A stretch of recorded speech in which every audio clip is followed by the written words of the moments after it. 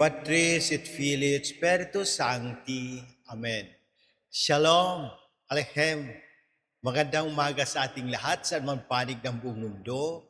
Mga nakikinig at nanonood ngayon, atin naman pakinggan ang mabuting balita ng Panginoon ayon kay San Marcos.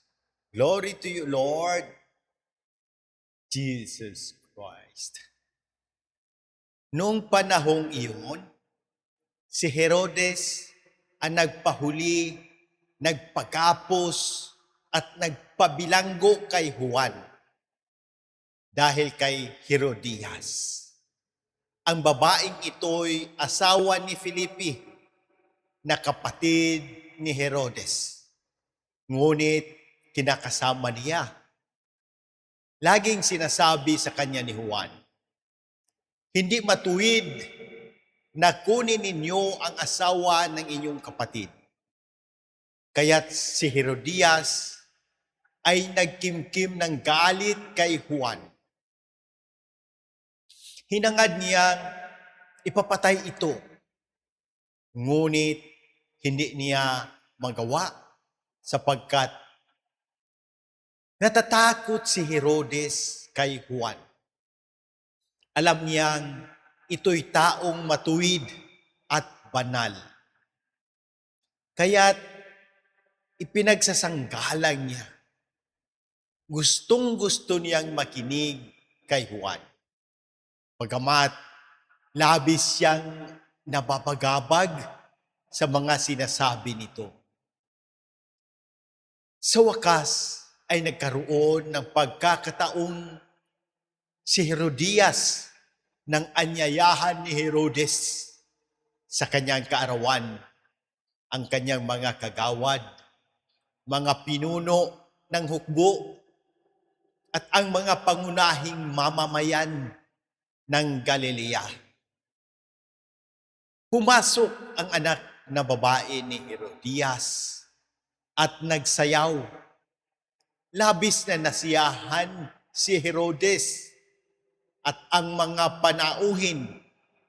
Kaya't sinabi ng hari sa dalaga, "Hingin mo sa akin ang anumang ibig mo at ibibigay ko sa iyo." At naisumpa pa niyang ibibigay kahit ang kalahati ng kanyang kaharian kung ito ang hihilingin. Lumabas ang dalaga at tinanong ang kanyang ina, "Ano ang hihingin ko?" "Ang ulo ni Juan Bautista," sagot ng ina. Dali-daling nagbalik ang dalaga sa kinaroroonan ng hari. "Ang ibig ko po'y ibigay ninyo sa akin ngayon din. Sa isang pinggan ang ulo ni Juan Bautista," sabi niya. Labis na nalungkot ang hari. Ngunit dahil sa kanyang sumpa, sa narinig ng kanyang mga panauhin, hindi niya matanggihan ang dalaga. Kaagad niyang iniutos sa isang bantay na dalhin sa kanya ang ulo ni Juan. Sumunod ang bantay at pinugutan si Juan sa bilangguan. Inilagay ang ulo sa isang pinggan at ibinigay sa dalaga. Ibinigay naman iyon ng dalaga sa kanyang ina nang mabalitaan ito ng mga alagad ni Juan. Kinuha nila ang kanyang bangkay at inilibing. Ang mabuting balita ng Panginoon. Praise to you, Lord Jesus Christ. Pagnilayan natin bilang mga Romano Katoliko ngayon, Memorial of the Passion of St. John the Baptist. Sa mabuting balita, makikita natin ang tapang ni San Juan Bautista na magsabi ng katotohanan kahit alam niyang maaari itong magdulot ng panganib sa kanyang buhay. Hindi niya binago ang katotohanan para lamang mapasaya ang makapangyarihan. Nanatili siyang tapat sa Diyos hanggang sa huli. Bilang isang Romano Katoliko, magandang tanungin ang aking sarili. Makikita ba sa aking buhay na tunay akong sumusunod sa utos ng Diyos? Nanatili ba ako sa pag-ibig ni Kristo kahit mahirap, kahit hindi ako maintindihan, at kahit minsan ay mas madaling manahimik? Minsan, gusto nating maging saksi ni Kristo, pero may kondisyon. Lord, magsasabi ako ng katotohanan basta walang magalit sa akin.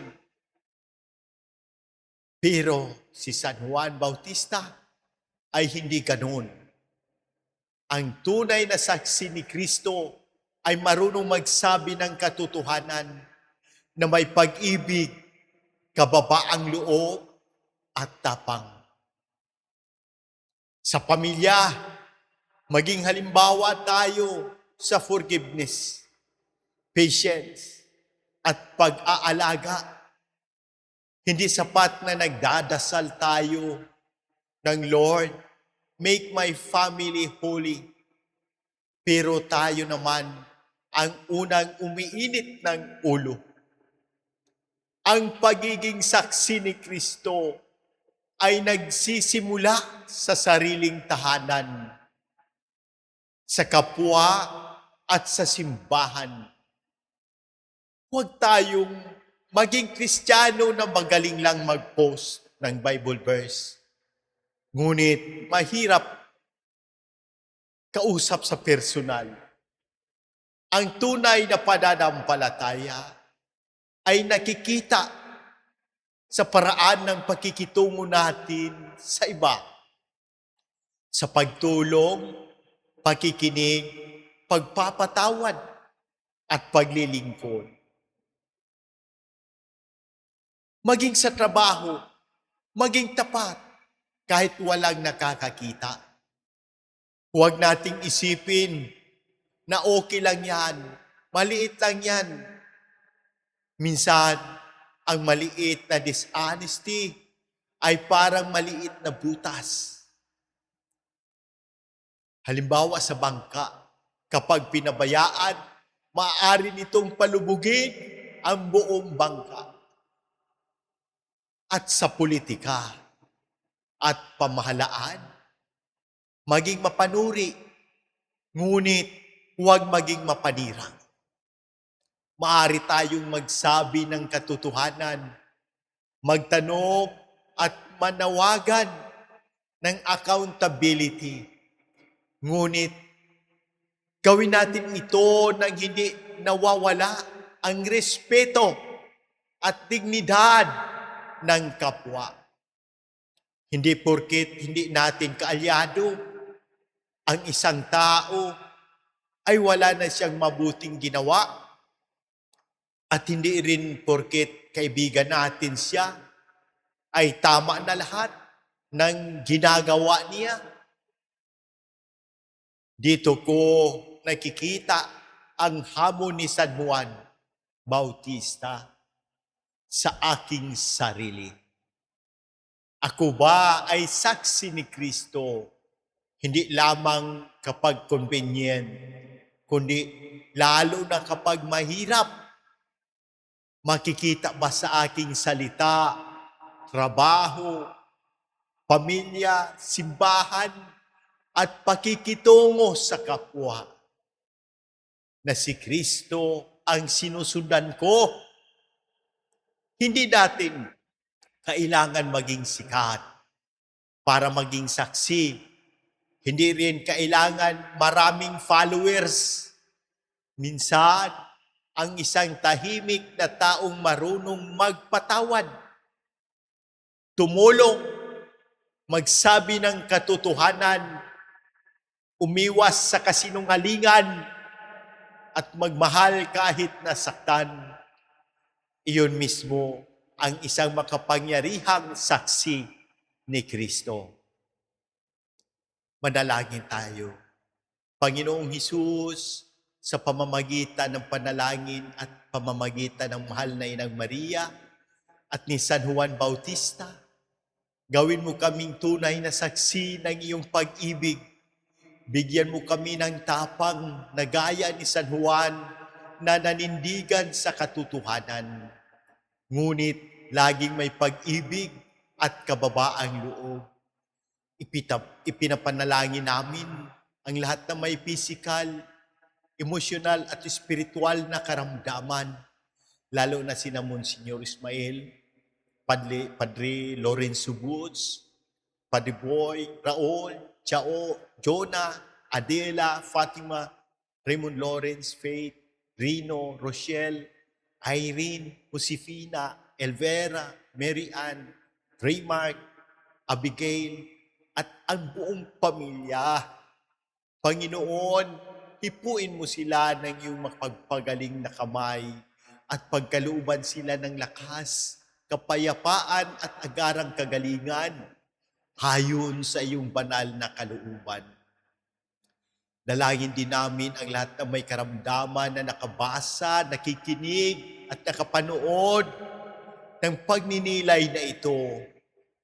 Pagpalain mo rin ang lahat ng kaparian, mga obispo, aming Santo Papa, Pope Leo XIV, Father Darwin, aming pari, Cura Paroko, Diocesan Administrador, Monsignor Claro Caluya, Sister Sara, Jerry, Elinda, at lahat ng naglilingkod sa inyong simbahan. Gabayan mo ang pamalaan ng Pilipinas, ang Pangulong Ferdinand Marcos Jr., ang Senado, Kongreso, aming gobernador, mga mayor at lahat ng lingkod bayan.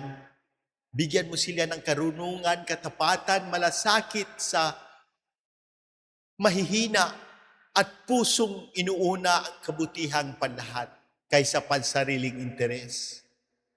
Panginoon, ipinagkakatiwala rin namin sa inyong awa ang mga yumao naming mahal sa buhay, kasama sina Papa Francisco, Padre Cesar, Ami, Reynard, Jared, at lahat ng aming pumanaw na mga kakilala, kapamilya. Ipinapanalangin, ipagkaloob mo sa kanila ang kapahingaang walang hanggan at liwanag na walang katapusan. Dalangin din namin ang conversion of sinners.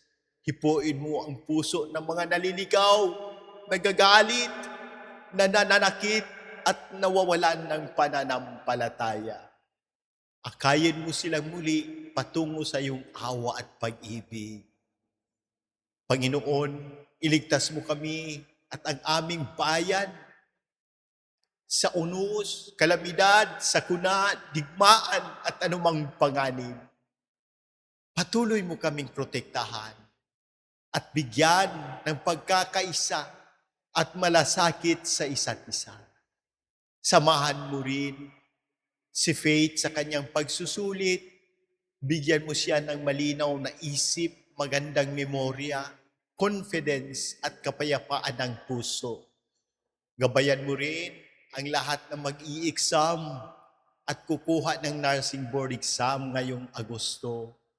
Naway maging bunga ng kanilang paghahanda ang kanilang tagumpay. Ayon sa iyong banal na kalooban, Mahal na Berheng Maria, Ina ng Awa, ipanalangin mo kami. San Juan Bautista, matapang na saksi ng katotohanan, ipanalangin mo kami. Lahat ng mga banal ng Diyos, ipanalangin ninyo kami. Amen. Ang hamon ngayon, be a witness of Christ, not only by what I post, but by how I live, love, forgive, serve, and stand for what is right. In nomine Patris et Filii et Spiritus Sancti. Amen. Dahil ang tunay na saksi ni Kristo ay hindi lamang nakikita sa isinusulat o sinasabi, kundi higit sa lahat sa pamumuhay. God bless!